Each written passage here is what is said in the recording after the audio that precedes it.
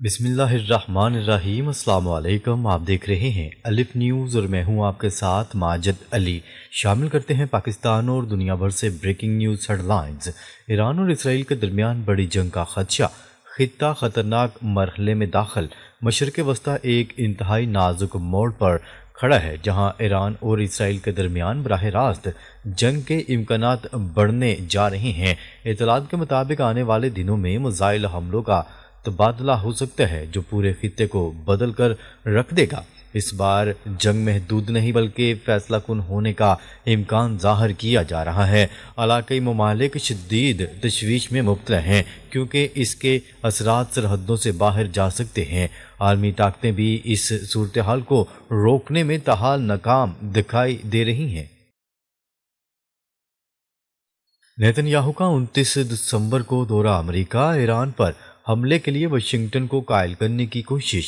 اسرائیلی وزیر اعظم نیتن یاہو 29 دسمبر کو امریکہ پہنچ رہے ہیں جہاں ان کی ملاقات ڈونلڈ ٹرمپ سے متوقع ہے۔ امریکی میڈیا کی رپورٹ کے مطابق نیتن یاہو ایران پر بڑے حملے کا منصوبہ پیش کریں گے۔ اسرائیل کا موقف ہے کہ ایران نے اپنا ایٹمی اور میزائل پروگرام نئی سطح پر پہنچا دیا ہے۔ نیتن یاہو امریکہ سے براہ راست فوجی تعاون اور دفاعی مدد مانگیں گے۔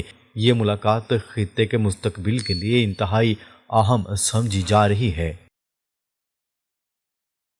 ایران میں موساد نیٹ ورک بے نقاب۔ ایران نے اسرائیلی خفیہ ایجنسی موساد سے منسلک ایک بڑے ایجنٹ کو پھانسی دے دی۔ ایجنٹ نے اعتراف کیا تھا کہ وہ اسرائیل کے لیے 200 سے زائد خفیہ میشنز انجام دے چکا ہے۔ وہ حساس فوجی تنصیبات، دفاعی نظام اور میزائل سائٹس کی معلومات فراہم کرتا رہا، جبکہ ادائیگی کرپٹو کرنسی کے ذریعے کی جاتی تھی اور اس کا نیٹ ورک وسیع تھا۔ اس انکشاف نے اسرائیل کو شدید انٹیلیجنس نقصان پہنچایا ہے۔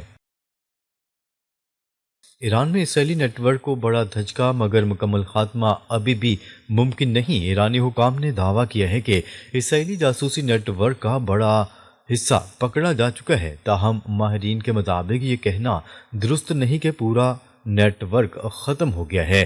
کئی ایجنٹس گرفتار ہو چکے ہیں لیکن مزید گرفتاریوں کا امکان باقی ہے۔ اسرائیل کے لیے سب سے بڑا مسئلہ عوامی بغاوت کا ناکام ہونا ہے۔ ایرانی عوام نے بیرونی مداخلت کو مسترد کرتے ہوئے نظام کا ساتھ دیا۔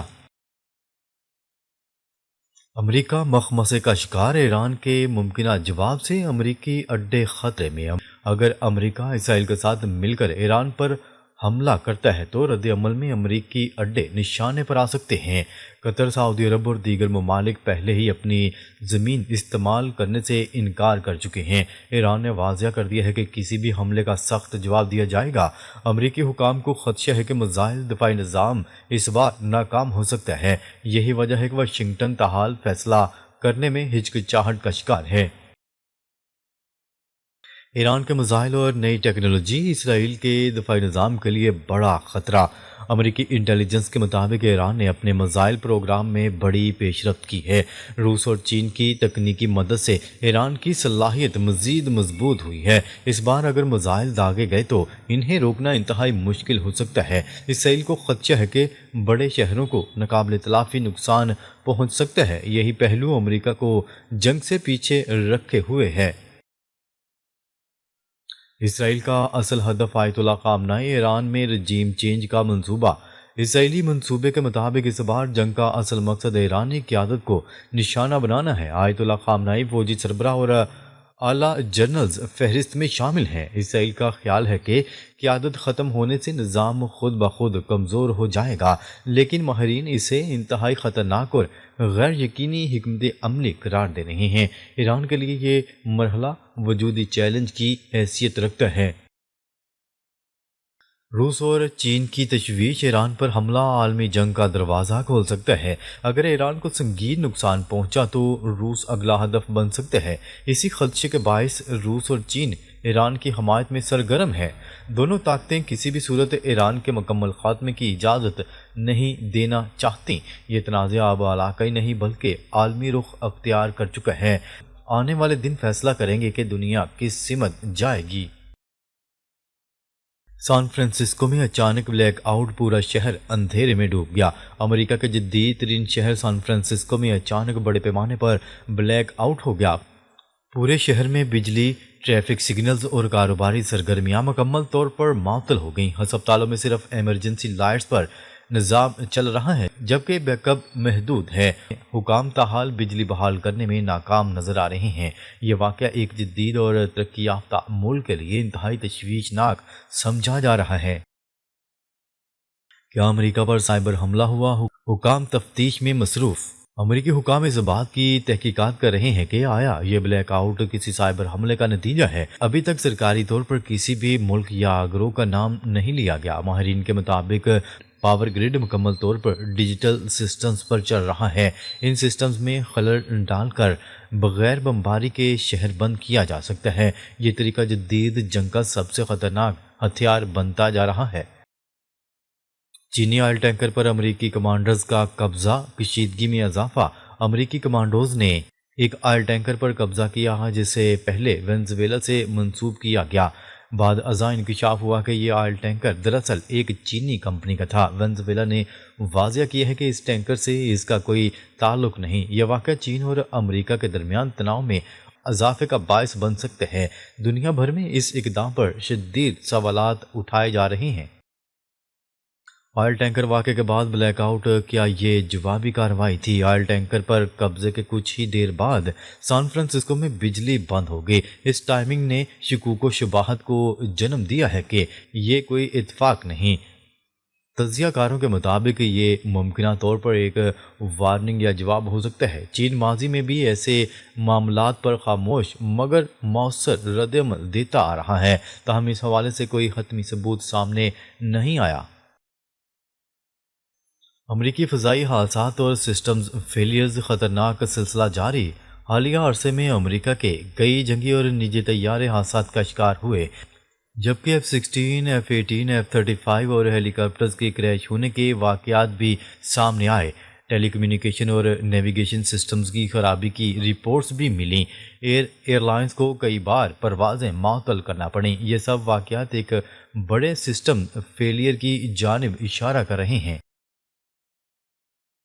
ماہرین کی وارننگ، طویل بلیک آؤٹ امریکہ کو مفلوج کر سکتا ہے۔ اگر بلیک آؤٹ چند دن بھی جاری رہا تو حالات تباہ کن ہو سکتے ہیں۔ ہوائی اڈے، ہسپتال، امیگریشن اور بینکنگ نظام مکمل طور پر رک جائے گا۔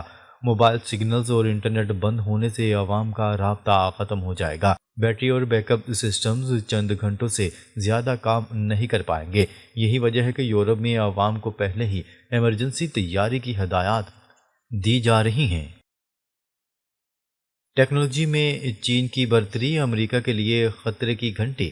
چین ریئر ارتھ منرل، سونا اور جدید ٹیکنالوجی میں نمایاں برتری رکھتا ہے۔ امریکہ آج بھی اپنی کئی بڑی مصنوعات چین میں تیار کرواتا ہے۔ آئی فون جیسے آلات امریکہ میں بنانے کی صلاحیت موجود نہیں۔